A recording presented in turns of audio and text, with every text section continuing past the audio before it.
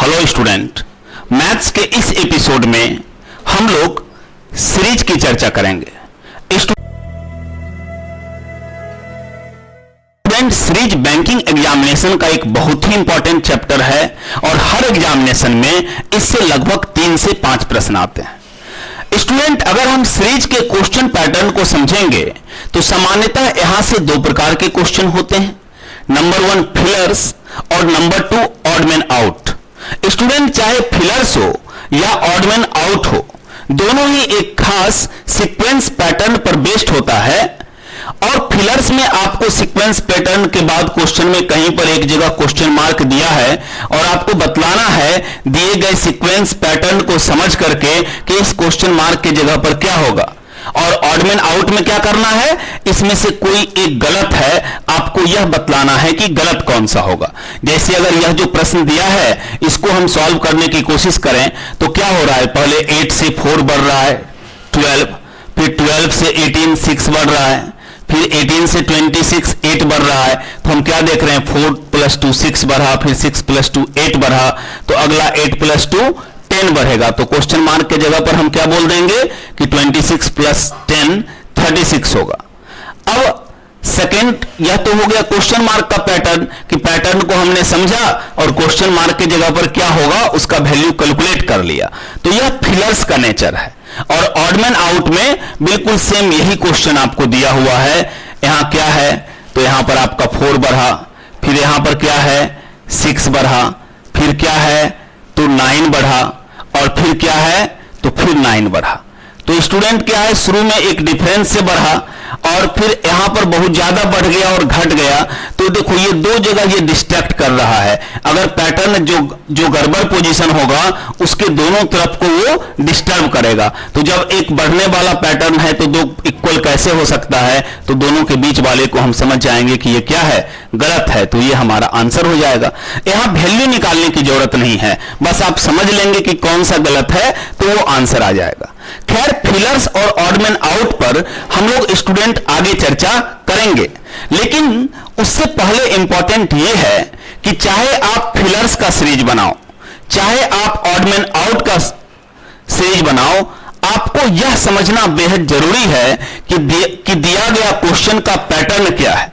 तो student, series का जो सीक्वेंस पैटर्न है उसके बेसिस पर हम लोग सीरीज को 3 तरह के क्वेश्चन में क्लासिफाइड कर सकते हैं। Number 1 exponential series,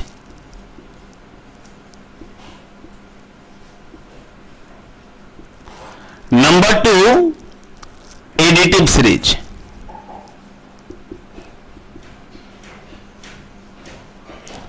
and number 3 multiplicative series.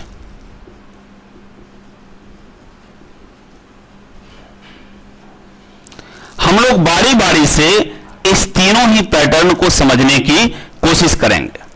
सबसे पहले स्टूडेंट क्या है, एक्सपोनेंशियल सीक्वेंस है।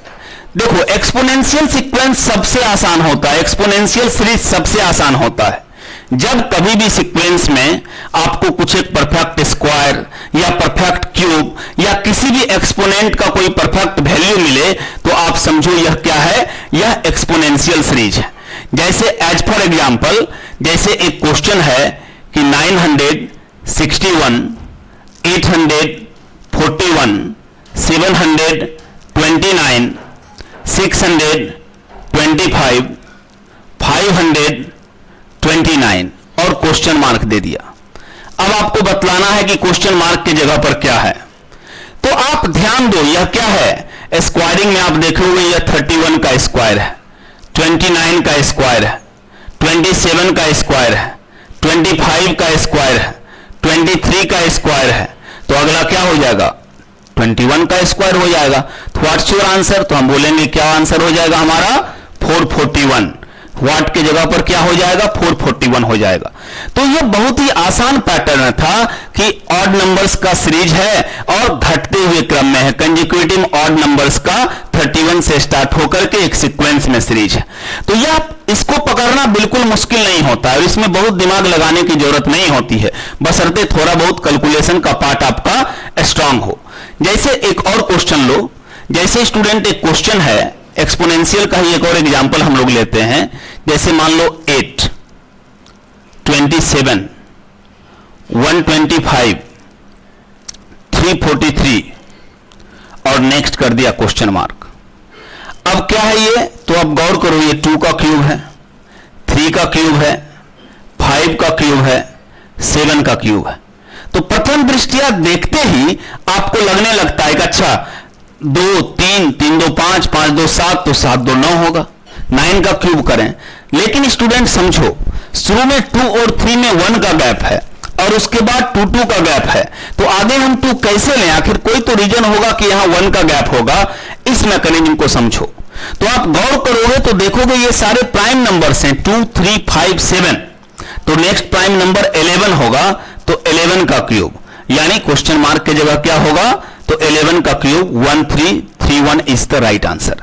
यहां एक झटके में लगता है कि 2 3 5 7 9, और ऑप्शन में जरूर आपको दिया रहेगा 9 का क्यूब 729, और ज्यादा उम्मीद है कि इससे पहले क्वेश्चन सेटर आपको वो देगा। लेकिन आपको ये समझना है कि एक्चुअली दिया गया पैटर्न क्या है। चूंकि एक्सपोनेंशियल सीरीज बहुत हल्का होता है तो कुछ ना कुछ क्वेश्चन सेटर दिमाग लगाएगा।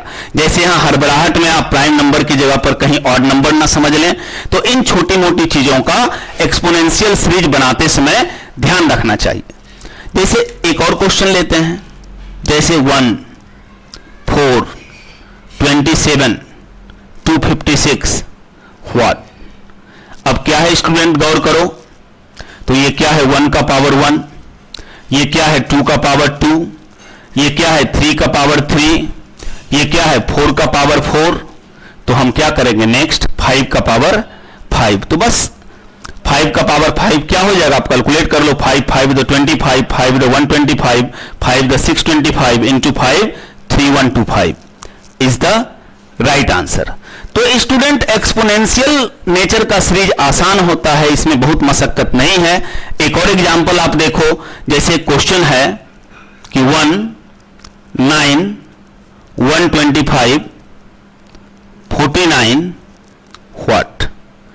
अब आप इसमें देखो क्या है, तो देखो 1 में तो कोई पावर पता जल्दी नहीं चलता है, लेकिन 1 को छोड़ो तो आगे देखो 3 का स्क्वायर है, फिर 5 का क्यूब है, फिर 7 का स्क्वायर है। तो ऐसे अगर यहां 1 का हम क्यूब लगा दें तो ऐसे 1 का क्यूब ऑड नंबर्स में, फिर 3 का स्क्वायर, फिर 5 का क्यूब, फिर 7 का स्क्वायर, तो फिर क्या हो जाएगा 9 का क्यूब। तो 9 का क्यूब क्या हो जाएगा 729 इज योर राइट आंसर। तो स्टूडेंट जो एक्सपोनेंशियल सीक्वेंस है, एक्सपोनेंशियल सीरीज है, यह सबसे आसान है। यह देखने के साथ ही आपको, अगर थोड़ा बहुत आपको परफेक्ट स्क्वायर, परफेक्ट क्यूब ये सब याद है तो आप क्वेश्चन देखने के साथ ही इसको पकड़ लेते हैं और इसको बनाने में आपको असुविधा नहीं होगी। हम लोग आगे बढ़ते हैं और एडिटिव सीरीज के अप्रोच को देखते हैं। Additive series, student additive series को सबसे पहले पहचानना सीखिए। अगर कभी भी कोई सीरीज का क्वेश्चन दिया हुआ है और अगर लगातार 2 या 2 से अधिक टर्म में जो नेक्स्ट वैल्यू हो वह पहले वाले वैल्यू के डबल से कम हो, जैसे 27 टू द 54 होगा तो उससे कम है, 38 टू द 76 होगा उससे कम है। तो अगर कम से कम लगातार 2 वैल्यू आपको ऐसा मिल जाए जो कि अपने पहले वाले के 2 गुना से कम है, तो आप समझो कि वह सीरीज एडिटिव सीरीज है। तो कहता है जैसे ही आप यह समझ लो कि दिया गया सीरीज एडिटिव सीरीज है, तो उसको बनाने का सबसे बेहतर तरीका है कि आप हर 2 कंसेक्यूटिव टर्म के बीच का डिफरेंस निकाल लो। जैसे स्टूडेंट इसमें 27 और 38 के बीच का डिफरेंस 11, फिर 38 और 71 के बीच का डिफरेंस तो 33, फिर 71 और 126 के बीच का डिफरेंस तो 55, फिर 126 और 203 के बीच का डिफरेंस 77। तो आप क्या देख रहे हो, अल्टरनेट करके 11 का टेबल चल रहा है, 11 इंटू 1, 11 इंटू 3, 11 इंटू 5, 11 इंटू 7, हम नेक्स्ट कर लेंगे 11 इंटू 9। तो 203 में हम 99 को ऐड कर देंगे, तो आंसर क्या हो जाएगा, 203 में हम 99 ऐड करेंगे तो 302 हो जाएगा। तो व्हाट के जगह पर क्या होगा, तो 302 इज द राइट आंसर। तो जैसे ही स्टूडेंट आप यह देखो कि कोई सीक्वेंस दिया गया है और नेक्स्ट टर्म अपने पहले वाले टर्म के डबल से कम है और कम से कम लगातार 2 बार ये चीजें दोहराई जा रही हो, फिर यहां भी इसके डबल से ये कम है, तो आप समझ जाओ यह एडिटिव सीरीज है। जैसे ही आप समझो यह एडिटिव सीरीज है, आप हर 2 कंसेक्यूटिव टर्म के बीच का डिफरेंस निकाल लो। जैसे यहां पर आप डिफरेंस निकालोगे तो क्या होगा, तो 81, फिर आप निकालोगे तो क्या होगा 354 और 282 का तो 72, फिर आप निकालो 282 में 219 माइनस करो तो 63, फिर आप निकालो 219 में 165 माइनस करो तो 54। अब अगर आपको समझ में आ रहा है तो ठीक है, नहीं समझ में आ रहा है तो एक बार और आप डिफरेंस निकाल दो। अगर आपको यहां कुछ पैटर्न दिख गया इसमें भी, जैसे एक पैटर्न हमें दिख रहा है 9 इंटू 9, 9 इंटू 8, 9 इंटू 7, 9 इंटू 6, तो नेक्स्ट 9 इंटू 5 45 होगा। आप ये समझ गए तो ठीक है, अगर नहीं समझे तो घबराने की कोई बात नहीं है। आप फिर एक बार डिफरेंस निकाल दो, क्या हुआ 9, फिर से यहां पर डिफरेंस क्या हो जाएगा, तो फिर से 9 और यहां फिर से डिफरेंस 9, तो अब तो 9 9 9 इक्वल हो गया, तो नेक्स्ट भी 9 ही होगा, तो फिर ये क्या हो जाएगा, तो यहां ये डिक्रीजिंग है 81 72 63 54, तो फिर आप क्या करोगे 9 माइनस कर दोगे तो 45। पैटर्न भी जो समझ में आ रहा था वह भी यही होता, 9 इंटू 9, 9 इंटू 8, 9 इंटू 7, 9 इंटू 6, तो 9 इंटू 5 45, और लगातार यह घटता गया है, तो 165 में आप 45 माइनस कर देंगे तो क्वेश्चन मार्क की जगह क्या हो जाएगा, तो 120 इज योर राइट आंसर। तो अगर हमने पहचान लिया कि दिया गया सीक्वेंस एडिटिव सीरीज है तो फिर आपकी समस्या ही समाप्त हो गई। चूंकि एडिटिव सीरीज का तो सबसे बेस्ट वे है कि हर 2 टर्म के बीच का डिफरेंस निकालिए और सॉल्व कर लीजिए। अगर नहीं समझ में आया तो जो डिफरेंस निकाले हैं उसका एक बार फिर डिफरेंस निकाल दीजिए। नहीं समझ में आया तो फिर एक बार नीचे जाइए, बहुत कॉम्प्लेक्स क्वेश्चन रहेगा, तो हो सकता है आपको 3 4 5 स्टेप नीचे जाना पड़े, लेकिन बनेगा हर हाल में। तो अगर आप ये पहचान लो कि दिया गया सीरीज का क्वेश्चन एडिटिव सीरीज है, तो आप बस इस रूल्स को आप पकड़ लीजिए। फिर से देखते हैं अगले प्रश्न को। आप देखिए यह जो क्वेश्चन दिया गया है तो हम फिर से समझ लेंगे कि अब देखो यह घटते हुए क्रम में है, तो दुगुना का मतलब हाफ समझिए, या तो इधर से डबल करके देखें कि इसका डबल से ये कम है, फिर इसके डबल से ये कम है, या इधर से देखेंगे तो देखेंगे हाफ से ज्यादा है कि नहीं। तो कोई भी देखें तो पता चल रहा है एडिटिव है, तो एडिटिव है तो हम डिफरेंस निकालेंगे, तो डिफरेंस कितना हो रहा है, तो यहां तो डिफरेंस 400 हो रहा है। फिर यहां डिफरेंस कितना हो रहा है, 587 में 331 माइनस करेंगे तो क्या हो जाएगा, 256 डिफरेंस हो जाएगा।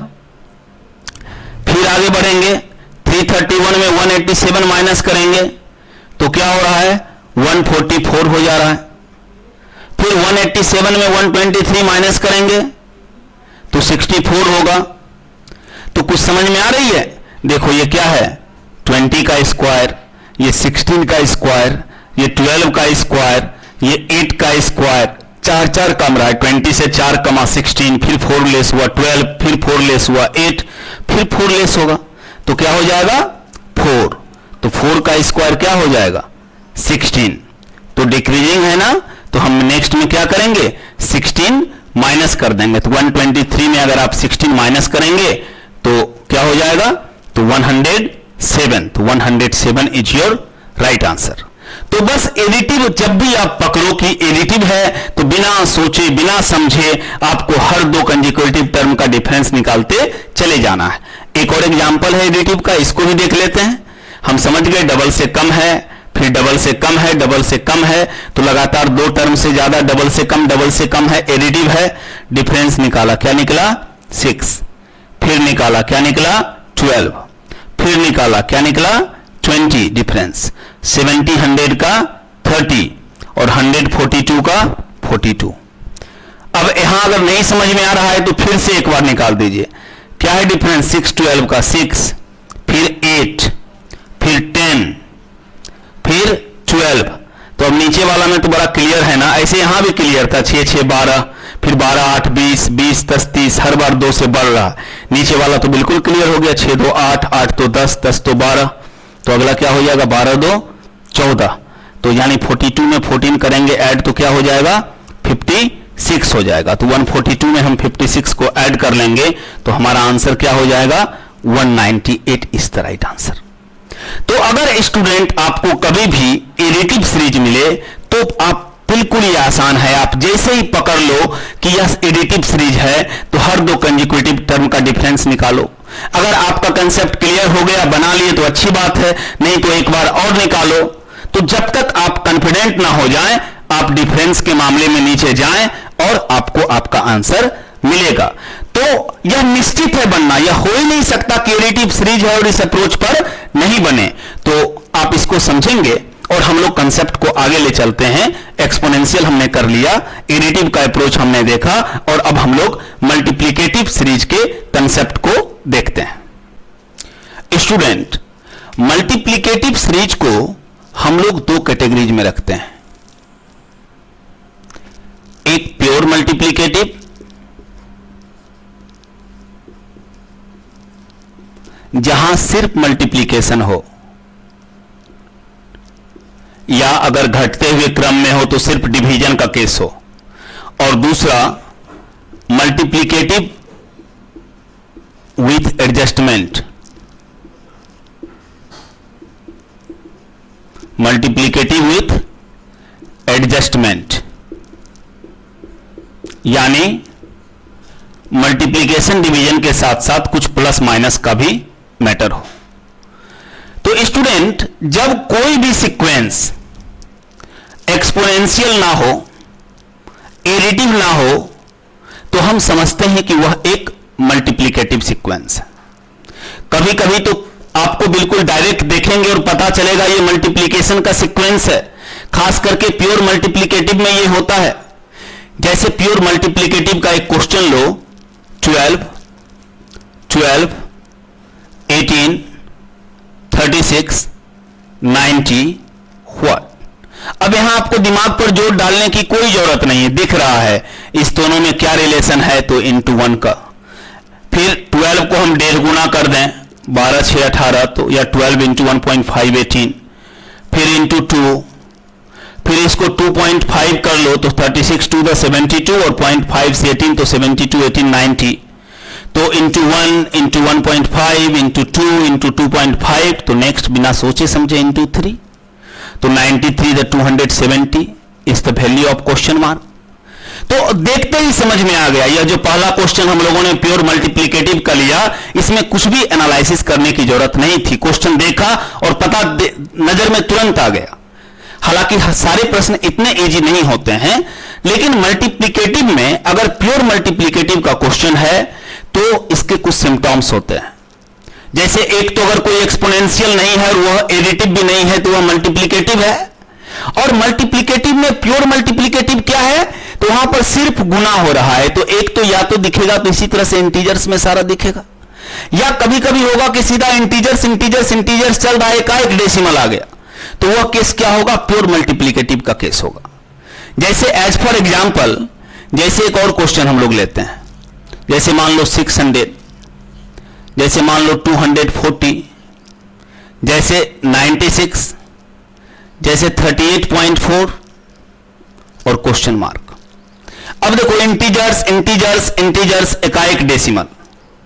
स्टूडेंट, जब भी इस तरह का प्रश्न रहे ना, तो 90% केस में या तो 40% होता है या तो 60% होता है।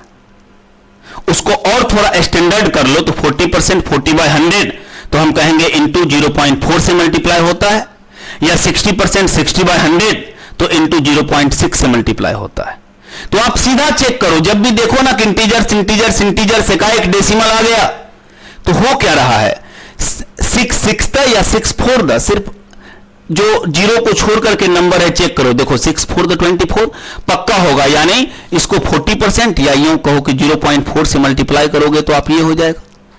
फिर देखो 24 4 96, अब पॉइंट से मल्टीप्लाई करने का मतलब है कि पॉइंट इसके एक डेसिमल वैल्यू, एक डेसिमल का वैल्यू एक जीरो को कैंसिल करेगा, तो 64 240। फिर एक डेसिमल का वैल्यू एक जीरो को कैंसिल करेगा तो 24 द 96। सेम यहां पर 96 4 द 384 और जीरो नहीं है तो डेसिमल अपना एग्जिस्टेंस रख लेगा। जीरो रहता था तो वह डेसिमल को समाप्त कर देता था। तो ऐसे प्रश्न को आप इतना सोचो भी नहीं। अगर इंटीजर्स इंटीजर्स इंटीजर्स रहे और सीधा डेसिमल हो जाए तो आप सीधा चेक करो शुरू में क्या हो रहा है। बहुत हो तो एक बार और कंफर्म कर लो, अगले स्टेप में भी सेम है ना, कुछ बढ़-घट तो नहीं रहा है, और सीधा लास्ट पॉइंट को ले जाकर के आप 0.4 से मल्टीप्लाई कर दो। तो इसका क्या तरीका होगा कि आप आराम से 4 से मल्टीप्लाई करो इसको। 4 4 द 16 बच गया 1, 4 8 द 32 प्लस 1 33 का 3 बच गया 3, 4 3 द 12 प्लस 3 15, और यहां 1 प्लेस के बाद डेसिमल था, यहां भी डेसिमल के बाद 1 प्लेस है तो ये दोनों 2 प्लेस के बाद डेसिमल हो जाएगा और 15.36 is your right answer.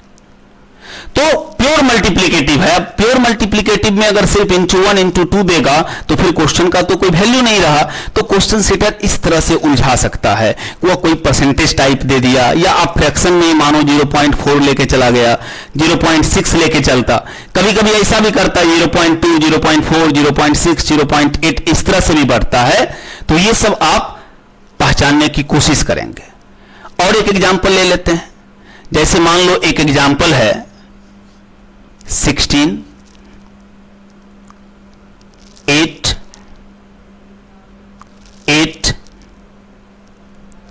12 24 what.